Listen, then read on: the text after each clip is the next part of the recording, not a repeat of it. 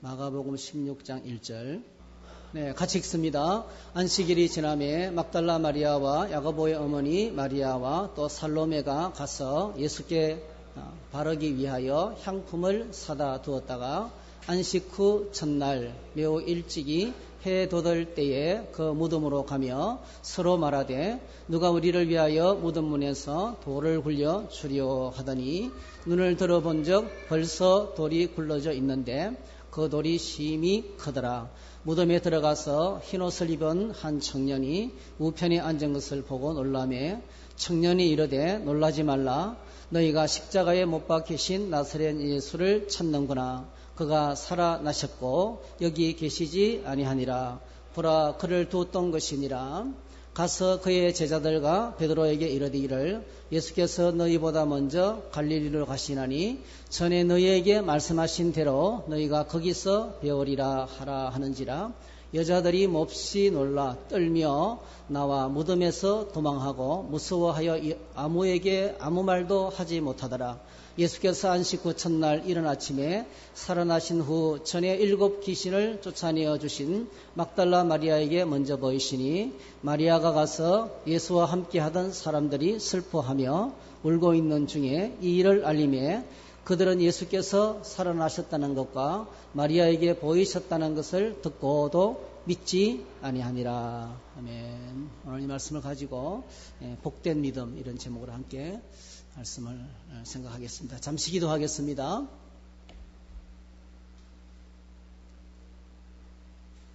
사랑해 주님 고맙습니다.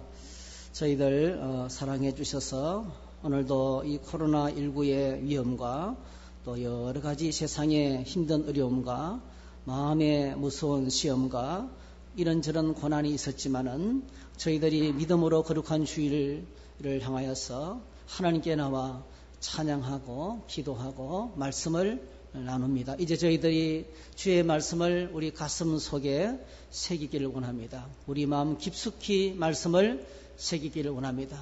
하나님의 말씀을 들을 때에 성령께서 저희들을 도와주시기 원합니다. 우리가 하나님의 말씀을 잘 들을 수 있도록 우리의 마음을 열어주시고 우리의 생각을 붙들어 주시고 우리의 삶의 방향을 말씀으로 수정해 주시고 하나님 저희들의 믿음이 주의 말씀으로 말미암아 날마다 새로워지며 성숙하며 세상을 이기는 믿음이 될 수 있도록 환난과 시험을 이기는 믿음이 될 수 있도록 승리의 믿음을 허락하여 주시기를 원합니다. 오늘도 주의 말씀이 선포될 때 거룩한 성령께서 우리 가운데 임재하시고 역사하여 주시옵소서. 예수님의 이름으로 기도하옵나이다. 아멘. 신앙생활에서 가장 중요한 단어가 있다면 그건 아마 믿음이라는 단어일 거예요. 믿음이라는 단어. 저희들의 믿음은 세상 속에 살면서 계속 도전을 받습니다. 계속 끝없는 도전을 받습니다. 왜냐하면 한 주간 내내 바라보는 우리 세상은 우리 믿음과 일치가 되지 않습니다. 늘 우리 믿음을 역행하고 또 가치관도 우리에게 믿음의 가치관도 반대고요. 세상의 거대한 저리는 우리가 추구하는 것과 정반대, 성경이 말씀하고 있는 진리와는 정반대입니다. 그래서 이 정반대 세상 속에서 한 주간 살다 보면 끝없이 계속해서 믿음의 도전을 받습니다. 왜 예배하느냐? 왜 기도하느냐? 왜 모이느냐?부터 시작해서 왜 신앙은 자유인데 믿음을 강요하느냐? 전도는 왜 하느냐? 헌금은 먹고 살기도 힘든데 왜 하느냐? 그리고 우리 안에도 끝없이 이 죄가 있어서 하나님께로 가까이 나아가는 것보다는요, 하나님께 가까이 나아가지 않을 핑계들이 더 많아요. 끝없이 계속해서 우리 믿음은 도전을 받습니다. 그래서 성경은 우리에게 다른 거는 몰라도 신앙생활을 하면서 끝없이 계속 점검해야 될 것이 있는데 믿음을 점검해야 된다. 우리의 믿음을 계속 내 믿음이 바른 방향으로 가고 있는가? 내 믿음이 세상과 타협하고 있지 않는가? 내 믿음이 정결한 믿음인가? 내 믿음이 나 중심의 믿음인가? 내가 하나님을 제한하고 있지 않는가? 이런 여러 가지 면을 늘 체크해 봐야 된다고 생각합니다. 그래서 고린도후서 13장 5절에 너희는 믿음 안에 있는가? 너희 자신을 시험하고 너희 자신을 확정하라. 예수 그리스도께서 너희 안에 계신 줄을 너희가 스스로 알지 못하느냐.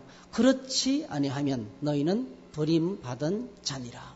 믿음의 병이 생기고 믿음의 병이 들고 믿음의 문제가 생기면 구원받지 못한다는 거예요. 하나님의 구원을 누리지 못하기 때문에 끝없이 내가 믿음에 있는지를, 예수 그리스도 안에 있는 믿음 안에 거하는지를 점검해 봐야 된다 했습니다. 오늘 저와 여러분들이 알고 있는 큰 진리는 우리가 구원받는 것을 믿음으로 받습니다.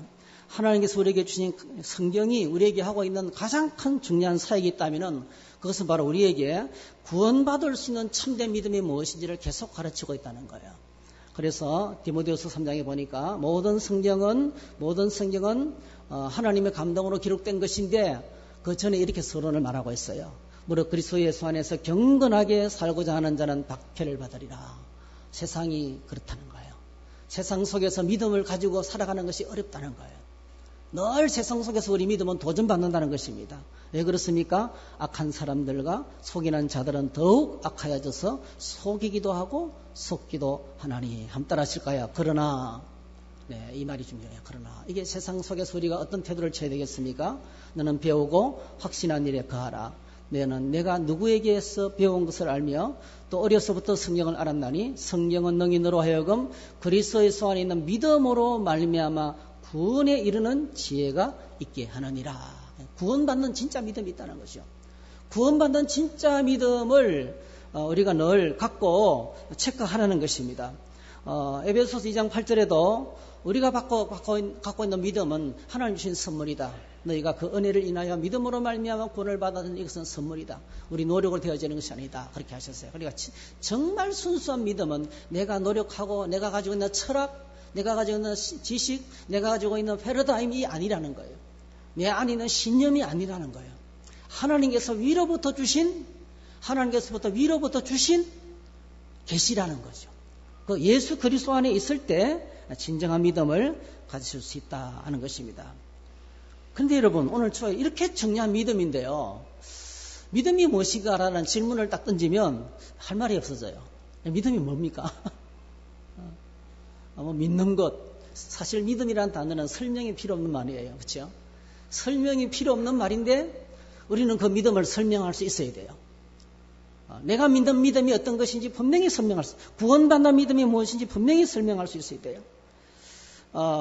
믿음이라는 말을 설명하기 위해서는 제가 여러 번 말씀드렸어요. 두 가지 요소가 빠지면 안 돼요. 하나는 내가 누구를 믿느냐, 믿음의 대상이죠. 바른 믿음은 반드시 믿음의 대상이 있어야 되고요. 그 다음에 두 번째는 믿는 믿음의 내용이 필요합니다.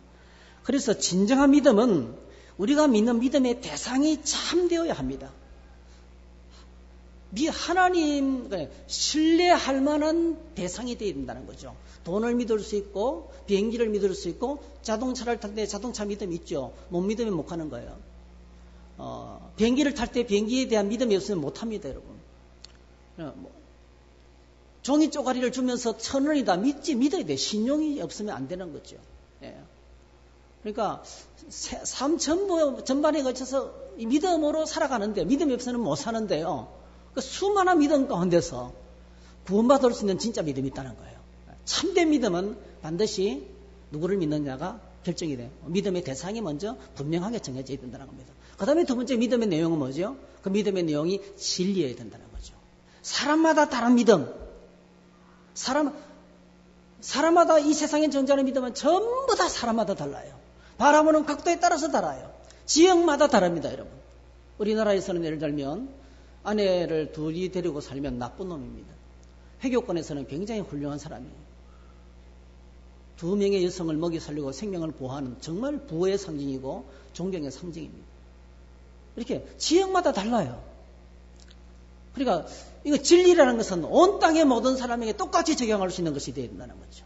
그러니까 믿음의 내용이 중요하다는 것입니다. 여러분, 똑같이 예수님을 믿으면서도, 똑같이 예수 그리스도를 믿으면서도 믿음의 내용이 잘못되면 거짓 믿음을 가지게 되고요. 극단적으로 구원을 받지 못하게 됩니다. 예를 들어 보면, 자, 얼마 전에, 꽤 오래 전이죠. 우리나라를 휩쓸고 갔던 다윗 선교회, 다가올 미래를 준비하라. 이장님이 생명의 말씀사에서 엄청나게 많은, 제가 그 사람이 번역한 종말론 책을 저도 많이 읽었어요. 666과 세계정부 이런 거 다 이분이 번역해요. 종말론 책을 막 번역하다 보니까 딱 머리가 왔어요. 아이디어가 왔어요. 이렇게 하면 사람들을 끌어모아서 돈벌이 할 수 있겠구나. 그래서 여러분 소년 선자를 내세워가지고 예수님이 곧 오시는데 준비해야 된다. 예? 엄청나게 많은 사람들이, 제가 아는 목사님들이, 저희 동기 목사님도 얼마나 많이 넘어간지 몰라요. 가짜였어, 가짜. 똑같이 그분들 예수 믿는 사람들이에요. 믿음의 대상을 갖고 있어. 그런데 뭐 믿음의 내용이 잘못된 거예요. 믿음의 내용이 지극히 뭐죠? 성경적이지 않았어요. 하나님 말씀을 벗어났습니다. 얼마나 사회적으로 교회적으로 큰 무리를 일으킨지 몰라요. 이게 이단들입니다. 이단들 안상홍 하나님의 정인 지금 신천지 우리 주변에 우리 한국에 이단이 얼마나 많은지, 자기가 스스로 예수라고 하는 사람이 40명이 넘어요. 전부 다 뭐죠? 믿음의 내용들에 거짓이 들어있는 것입니다. 반면에 오늘 우리가 사는 이 세상에는 거짓 믿음의 대상들도 수두룩합니다. 거짓 믿음의 대상들, 우리는 그걸 가리켜서 우상이라 그럽니다. 우상. 하나님 아닌데 하나님처럼 섬기는 것들. 돈부터 시작해, 물질 숭배 사상부터 시작해가지고, 또 눈에 보이는 십자 상들, 불상들, 무슨 상들 놓고 절하는 것부터 시작해서 얼마나 많은 믿음의 잘못된 대상들이 가득한지 몰라요. 그래서 오늘 저희들이 이 잘못된 믿음의 내용들, 그 다음에 잘못된 믿음의 대상들이 이 땅에 가득한 가운데서 반드시 필요한 것이 참된 믿음을 가져야 된다는 거예요. 내 믿음이 참된지를 늘 체크해보고 하나님 말씀 읽으면서 늘 수정해 나가는 작업이 반드시 필요하다는 것입니다. 우리가 진정으로 믿고 따를 수 있는 믿음의 대상은 성경은 말씀합니다. 오직 예수 그리스도밖에 없다고 합니다. 유일한 믿음의 대상은 예수 그리스도밖에 없습니다. 예수님은 하나님께서 인간에게 보내신 유일한 구원자십니다. 베드로가 이렇게 고백했어요. 사도행전 4장 12절에 보니까 다른 이로서는 구원을 받을 수 없나니 천하 인간의 구원을 받을 만한 다른 이름을, 예수 그리스도 외에 다른 이름을 주신 일이 없다 그랬어요. 네. 여러분, 베드로의 이 말은 골방에서 외친 말이 아닙니다. 적어도 100만 명이 넘는 사람들이 있는 그 도시의 한가운데서 축제를 지키기 위해서 몰려든, 전 세계에서 몰려든 사람들이 예루살렘 거리를 가득히 채우고 있어요. 그 6월절 인파들. 그 한가운데서, 그 수많은 사람들이 왕래하는 성전 한가운데서, 하나님의 은혜를 경험하고, 오순절이네요. 하나님의 은혜를 경험하고, 성령 받은 그들이, 공개된 장소에서 예수 그리스도 외에는 주가 없다는 거예요. 이거는요, 그 당시에는 우리가 생각할 때는 당연한 고백 것처럼 보이지만은 너무너무 위험한 말입니다. 우리가 마가복음을 공부하면서 이미 공부했지만은 로마 황제 가이사 외에는 주가 없었어요. 황제를 숭배하는 세상이었습니다. 황제의 권력을 집중하기 위해서 수단 방법을 가리지 않는 그런 정부였어요. 그 체제 가운데서 공개된 장소에서, 오픈된 장소에서 예수 그리스도 외에는 다른 주가 없습니다. 얼마나 위험천만한 목숨을 내놓은 고백입니다. 목숨을 내놓는 고백입니다.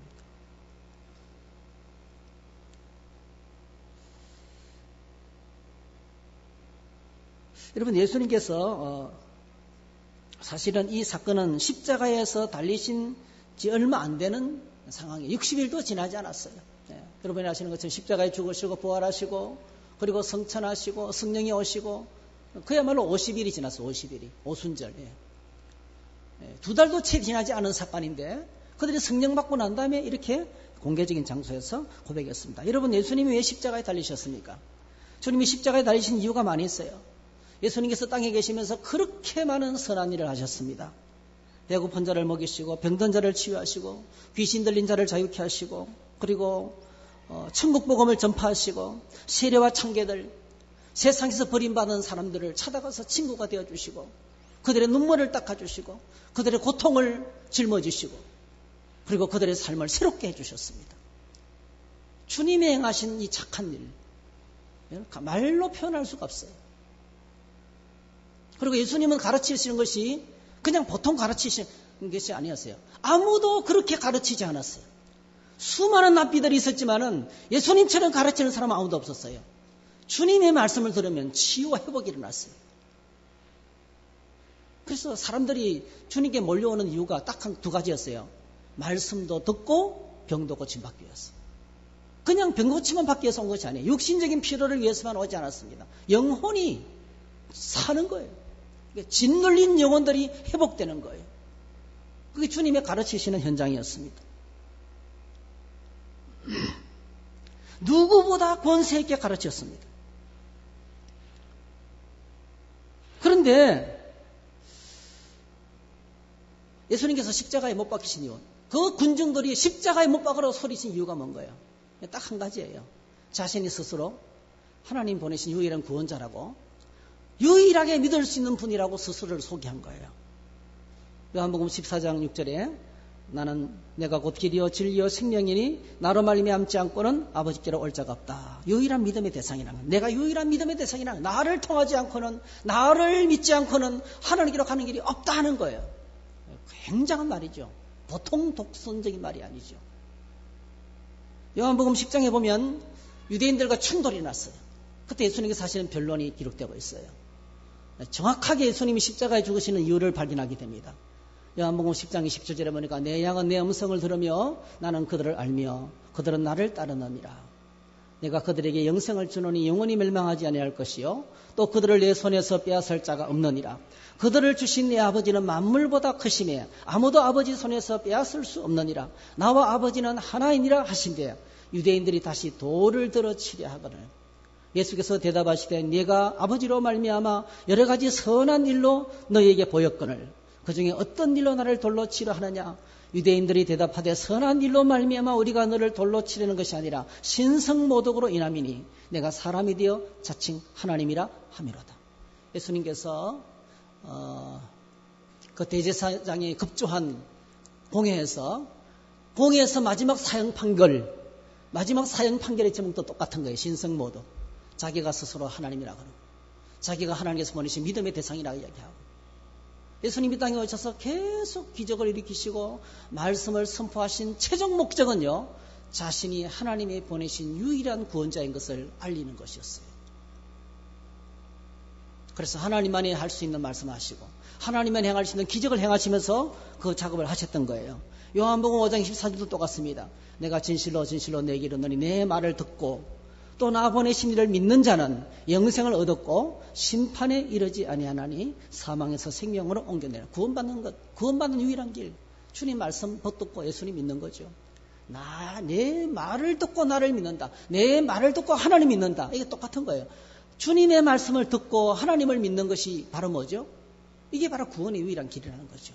자신을 하나님으로 계속 끝없이 계시하시고 예수님이 자기 계시라 그래요. 얼마나 힘드셨을까요?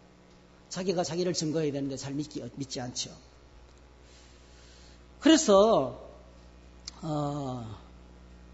공생의 사역 중에 주님의 가르침과 행하신 수많은 일들은 전부 다 자신이 누구신지를 증거하는 것이었어요. 기적을 행하신 것도 자신이 누구신지를 증거하는 것이었습니다. 그래서 오늘 저와 여러분들이 말씀을 읽으면서 늘 새롭게 눈을 뜰 때 예수님은 어떤 분이신가 계속 질문해야 돼요. 내가 알고 있는 예수님이 다른 분이에요. 내 안에 자꾸 세상에 주는 메시아가 들어가 있어요. 우리의 필요에 따라서 우리 예수님이 이런 분이셨으면 좋겠다고 생각하고 있는 거예요. 예수님이 진짜 누구인지를 깊숙이 알기 위해서 끝없이 질문을 던져야 됩니다. 자, 그리고 놀라운 사실은 주님은 자신이 가르치신 그대로 십자가에 죽으시고 사흘 만에 살아나셨습니다. 예수님 분명히 사람이십니다. 그러나 예수님은 죄가 없는 유일한 사람이십니다. 유대 종교 지도자들이 그를 법정에 세워놓고 끝없이 밤새도록 산에 들인 공의를 해가지고 죄를 찾았지만은 못 찾았어요. 빌라도가 법정에서 그를 세워놓고 신문했지만은 죽일 죄를 찾지 못했어요. 그래서 그에게 십자가형을 선고하면서 그가 마지막 처한 행동은 세숫대에서 손을 씻은 거예요. 나는 죄가 없다. 나는 죄가 없다. 자기가 손을 씻은 거예요. 히브리서에 보니까 이렇게 고백합니다. 그는 죄가 없으시니라. 우리에 있는 대제사장은 우리 연약함을 체휼하지 아니하는 자가 아니야. 모든 일에 우리와 한결같이 시험을 받은 이로되 우리가 똑같은 사람이지만은 죄가 없는 유일한 사람이다. 이렇게 말하고 있습니다. 여러분, 예수님은 하나님이십니다. 예수님은 하나님이십니다. 하나님만이 할 수 있는 말씀을 하셨고 하나님만이 행할 수 있는 일을 하셨습니다. 죽은 자를 살리셨고 인간이 포기한 각색 질병을 치료하셨고 귀신을 추방하시고 그리고 뭐죠? 제사함과 구원을 선포했어요. 당신 구원 받았습니다. 이거 인간의 영역이 아니에요. 이건 하나님의 영역이에요. 죽은 자를 살리는 것도 하나님의 영역이에요. 베드로가 예수 그리스도 외에는 하나님께서 인류 역사상 천하 인간의 구원을 받을 만한 이름을 주신 일이 없다고 주장하고 있습니다. 그럼 하나님께서는 모세를 통해서 이스라엘 백성을 애굽에서 구원해냈어요. 사사시대의 이스라엘 백성들이 엉망으로 고통을 당하고 있었는데 통치자가 없으니까 나라가 없으니까 고통을 당할 때마다 하나님께서 탁월한 재판관, 사사입니다. 다스리는 자를 세우셨어요. 그 사사들을 세워서 위기에 처한 그 백성들을 계속 구원해냈습니다. 구원자를 안 보낸 게 아니에요. 모세를 보내고 사사를 보내고 임금을 세우고 때때로 그렇게 하나님께서 구원자를 보내셨어요. 그런데 여러분, 그때 모세도 사사들도 전부 다 뭐죠? 그때 그 시대 사람들만 구원했어요. 온 땅의 모든 사람을 구원할 메시아, 온 땅의 모든 인류를 구원할 메시아는 예수 그리스도밖에 없는 거예요. 하나님이 보내신 온 천하 만민의 구원자는, 온 세상 만민의 구원자는 예수 그리스도밖에 없다는 그런 선포를 오늘 베드로가 하고 있는 것입니다. 그래서 오늘 저희들이 세상에 수많은 종류의 믿음이 있지만은 하나님이 인정하시는 믿음은, 구원받을 수 있는 믿음은 하나밖에 없어요. 성경이 소개하고 있는 예수 그리스도를 믿는 믿음뿐인 것입니다. 예수 그리스도를 말씀대로 믿는 믿음이 유일한 참 믿음인 것입니다. 오늘 우리가 이 사실을 본문에서 좀 확인을 할 수 있어요. 우리가 하나님 앞에 나갈 때마다 매일 말씀 묵상 시간을 가지고 매일 기도의 시간을 가지고 또 예배하는 시간을 가질 때마다 또 우리 세일이 모여서 기도할 때마다 늘 점검해야 될 것이 있어요. 그게 내 믿음입니다. 내 믿음. 내 믿음이 성경적인가? 내 행동이 성경적인가? 내 말이 성경적인가? 오늘 교동은 여호와의 성산에 설 자가 누군가? 믿음 있는 사람이거든요. 여호와의 성산에 설 자가 누군가? 그런 믿음의 사람으로 내가 수정되는 그런 시간이 필요하다는 것입니다. 오늘 본문의 내용은 십자가에 죽으신 예수님께서 다시 부활하신 사건을 중심으로 일어난 이야기를 다루고 있어요. 안식 후 첫날에 우리가 알고 있어요. 여인들이 제일 먼저 예수님의 무덤을 찾아갔습니다. 그때 누굴 만났습니까? 빈 무덤을 지키고 있는, 예수님은 믿음에 안 계시고 천사들을 만났습니다. 천사들이 예수님에게 주었던 임무가 있어요. 그게 오늘 본문에 보시면 16장 6절 7절에 나옵니다. 청년이 이르되 놀라지 말라. 그 천사가 청년의 이름으로, 청년 모습으로 나왔어요. 세라핌이에요. 세라핌. 사실은 이게 이제 이 천사가 여러분 아시는 것처럼 우리가 성막할 때 공부했지만은 지성소 안에 그 법궤를, 지성소의 정거궤를 덮고 있는 천사입니다. 천사. 이 세라핌 천사가 예수님을 지금 이렇게 보호하고 계시는데 이렇게 말합니다. 청년이 이르되 놀라지 말라. 너희가 십자가에 못 박히신 나사렛 예수를 찾는구나. 그가 살아나셨고 여기 계시지 아니하니라. 보라, 그를 두었던 곳이니라.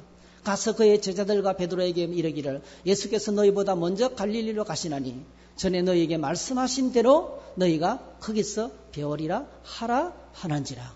여러분, 예수님을 제일 먼저 목격했던 여자들이, 부활의 첫 번째 목격자들이 천사로부터 받은 사명이 뭡니까? 가서 빨리 다른 동료들에게, 제자들에게 예수님께서 전에 말씀하시는 대로 너희들을 갈릴리에서 만날 것이라고 했는데 빨리 갈릴리로 가라는 이 소식을 전해야 되는 거예요. 그러니까 이 메시지를 안고 그 사명을 주셨어요. 그런데 여러분, 이 여인들이 어떤 태도를 취합니까? 천사로부터 이 미션을 받았는데 어떤 태도를 취합니까? 너무 무서웠어. 세상에 이런 무서운 천사들을 만나고 그 음성을 듣고 죽은 자가 살아나고 이런 거 처음 보는 거예요. 이 엄청난 영적인 충격을 받고 오늘 본문에 보니까 너무 무서워서 몹시 놀라 떨며 나와 무덤에서 도망하고 무서워하여, 그 다음에 뭡니까? 미션을 감당하지 못했어요. 아무에게 아무 말도 하지 못하다 그랬어요. 아무에게 아무 말도 하지 못하다 그랬어요. 오늘 저희들이 하나님의 사역을 감당함에 있어서 여러분, 믿음이 연약하고 성장하지 못하면 무서워요. 무서워서 아무것도 못합니다. 영적 성장이 필요합니다. 이 여인들이 하여튼 충격을 받아서 너무너무 무서워서 아무 미션도 감당하지 못했어요. 그런데 여러분, 막달라 마리아는 달라요. 그 다음에 이제 막달라 마리아가 이제 왔어요. 이 막달라 마리아는 오늘 이제 부활하신 주님을 만난 제일 먼저 만난 사람이, 성경이 이 막달라 마리아를 소개하면서 막달라 마리아가 부활 소식을 전했다는 것을 이야기하면서 그녀가 어떤 사람인지를 소개하고 있어요. 참 이게 멋있는 것 같아요. 짧지만한 이 막달라 마리아가 누군지를 소개하고 있어요. 누굽니까? 전에 7 귀신을 쫓아내어 주신 막달라 마리아였습니다. 이 막달라 마리아는 7 귀신에게 붙들려서 인생이 얼마나 추하고 더럽고 마귀에게 묶여서 삶 자체를 유린당하고 있는 정말 버림받은 인생을 살았어요. 그런데 예수님께서 그에게 오셔서 그에게 있는 귀신을 쫓아내 주시고 그의 삶을 새롭게 해주시고 엄청난 은혜를 받았어요. 하나님의 엄청난 은혜를 받았어요. 이 엄청난 은혜를 경험했던 막달라 마리아는 달랐어요. 이 천사의 메시지를 안고 제자들에게 달려가는 거예요. 이 천사의 메시지를 안고 달려간 자는 이 막달라 마리아였어요. 다른 여자들이 아니었어요. 그래서 제일 먼저 이 막달라 마리아가 제자들 마가 요한의 다락방에서 문을 꼭 잠그고 벌벌 떨고 있는 이 제자들을 공동체에게 찾아가서 소식을 전합니다. 십자가에 충격으로 멘붕이 되어 있는 이 제자들에게 가서 알렸던 막달라 마리아의 사역, 거기 오늘 우리가 집중적으로 생각해야 될 10절 11절입니다. 10절 11절 한번 같이 읽어보겠습니다. 시작. 마리아가 가서 예수와 함께 하던 사람들이 슬퍼하며 울고 있는 중에 이 일을 알림해 그들은 예수께서 살아나셨다는 것과 마리아에게 보이셨다는 것을 듣고도 믿지 아니하니라. 한번 따라합시다. 듣고도 믿지 아니하니라. 이게 그들의 반응이었습니다. 우리 여기서 믿음에 관한 중요한 교훈을 얻게 됩니다. 듣고도 믿지 않았다. 인간적으로 생각하면 충분히 이해가 가요. 여자들이 예수님의 부활을 목격하고도 무서워서 전하지 못하는 충분히 이해합니다. 얼마나 영적인 충격이 컸겠어요. 이해가 됩니다, 여러분. 제자들도 이해가 돼요. 불과 며칠 전에, 사흘 전에 그 주님의 십자가의 현장에 벌어진 그 끔찍한 충격이 아직도 가슴에 생생히 살아있는데, 아직 장례식도 제대로 진행하지 못하고 있는데, 그의 시신을 제대로 수습도 못하고 대충 해서 넣어놨는데, 그럼 그 충격이 제가 볼 때는 사흘 동안 아마 그냥 공황 상태로 엄청난 충격 가운데 울고 있었을 것 같아요. 통곡을 하고 있었을 것 같아요. 근데 그들에게 한 여자가, 막달라 마리아가 아침에 갔다 오더니 살아나셨다. 이해가 안 되죠. 네. 이해가 되지 않죠. 믿지 못하는 것이 사실은 정상입니다, 여러분. 근데 여러분, 성경은 듣고도, 정인의 말을 듣고도 믿지 않는 것은 죄악이라고 성경은 말합니다. 부활 소식을 듣고도 믿지 않았던 제자들에게 주님이 나타나셔서 직접 하신 말씀이에요. 14절. 그 후에 11 제자가 음식 먹을 때에 예수께서 그들에게 나타나사 그들의 믿음 없는 것과 마음이 완악한 것을 꾸짖으시니 이는 자기가 살아난 것을 본 자들의 말을 믿지 아니함일러라 했어요. 부활을 목격한 자의 말을 안 듣는, 믿지 못하는 그들. 뭐 때문에 믿지 못했습니까? 슬픔 때문에. 뭐 때문에 믿지 못했습니까? 막달라 마리아가 여자이기 때문에. 아마 7 귀신 들렸던 천한 여인이라서 그런지 모르겠어요. 오늘 저와 여러분들이 내 안에 믿음이 들어오기까지 장애물들이 많아요.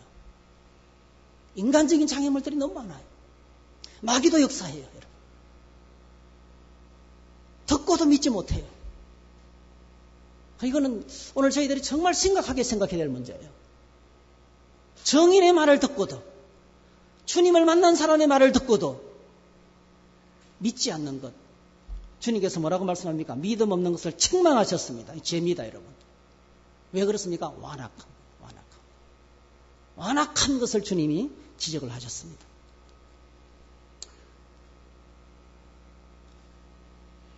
나중에 제자들은 이제 겨우 믿었는데, 그 중에 또 빠져있던 도마가 안 믿었어요. 도마가 제자들이 예수님 살아났다니까 그 말도 안 되는 소리.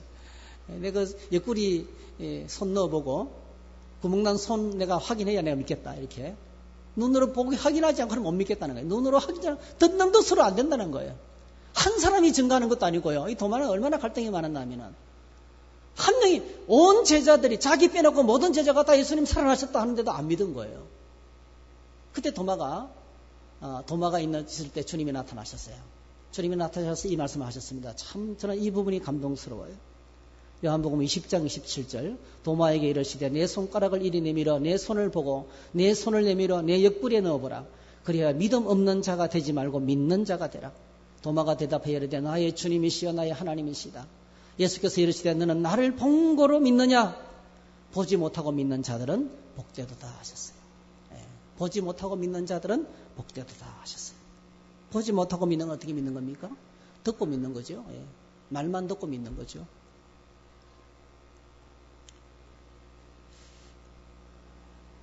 성도 여러분, 오늘 우리는 어떤 믿음을 소유하고 있는지 우리 스스로 한번 체크를 해봐야 됩니다. 하나님 말씀을 들을 때에 그 말씀에 대한 여러분의 반응은 어떻습니까? 십자가의 충격으로 슬퍼하며 울고 있던 제자들과 같이 현실의 괴로움과 고통으로 말씀을 잃고 듣지만은 실제로 하나님의 말씀을 거절하고 있지는 않습니까? 성경 말씀은 교회 안에서 일하는 사역자들을 위해서만 준 게 아닙니다. 우리 모두의 삶의 현장에서 치열하게 살아가는 날마다 믿음의 도전을 받는 우리에게 주신 메시지인 것입니다. 그래서 바른 믿음은 말씀을 듣는 데서부터 시작됩니다. 바른 믿음은 거기서부터 시작합니다. 하나님의 말씀을 듣는 데서부터. 하나님의 말씀을 듣는 데서부터 믿음은 시작됩니다. 마태복음 13장에 천국 비유를 이야기하시면서 제일 먼저 씨 뿌리는 비유. 그게 믿음의 시작입니다. 씨앗이 뿌려져야 돼요. 우리 심령에 하나님 말씀이 뿌려져야 돼요. 로마서 10장 17절에 이렇게 말했습니다.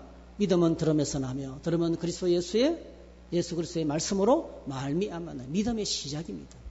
믿음의 시작은 말씀을 듣는 데서부터 시작된다는 것입니다. 그래서 오늘 저와 여러분들이 하나님 말씀을 잘 들어야 됩니다. 하나님 말씀을 정말 잘 들어야 됩니다. 말씀을 들을 때 마음의 문을 활짝 열어야 됩니다. 때때로 슬픔이 가로막고 걱정과 근심이 가로막을 수 있습니다. 말할 수 없는 위험이 가로막고 이런저런 장애물들이 인간적인 걸거침들. 여러분 사람이 살다 보면 관계 속에서 부딪히게 돼 있어요. 얼마나 말씀은 듣는데 우리 믿음이 시작되고 자라지도 못하도록 말씀 듣는 자체를 꺾어버리는 방해물들이 많은지 몰라요. 어떤 사람은 말씀 듣는 게 아니고요. 판단만 하고 있는 거예요. 저게 하나님 말씀을 전하고 있는 건가? 저게 바르게 전하고 있는 건가? 판단만 하고 있어요. 판단만. 잘 전하고 있는 건가? 왜 이렇게 떠든거리며 서투른가? 오늘은 왜 이렇게 이렇게 열변을 토하는가? 하나 또 은혜가 안 되는데. 판단. 그건 믿음이 시작 안 되는 겁니다, 여러분. 절대로 믿음이 시작 안 됩니다. 믿음이 시작도 안 됩니다. 씨가 뿌려지지 않는 거예요.